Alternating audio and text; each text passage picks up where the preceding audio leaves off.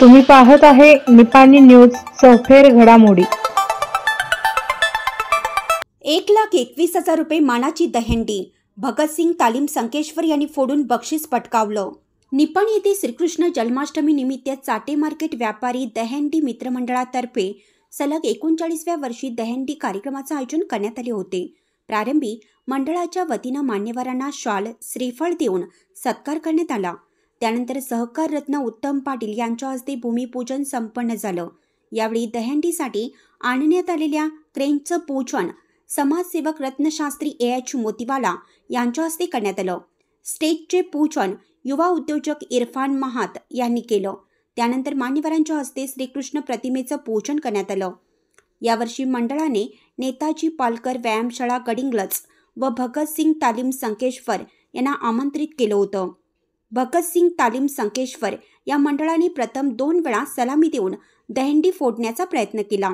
नंतर 6 थर लावून भगतसिंग तालीम मंडळाचा गोविंदा वैभव शिंदे यांनी दहीहंडी फोडली व रोख रक्कम 1,21,000 रुपयाचं बक्षीस पटकावलं।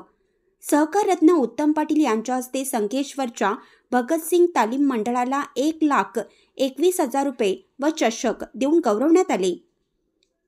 पुढच्या वर्षी दहीहंडीचं बक्षीस 1,31,000 रुपयाचं करण्यात येईल असं अरिहंत उद्योग समूह बोरगाव चे सर्वेसर्वा सहकार रत्न उत्तम पाटील यांनी जाहीर केलं आहे। या कार्यक्रमाला समाजसेवक व रत्नशास्त्री AH मोतीवाला यांचे अनमोल सहकार्य मंडळाला लाभले।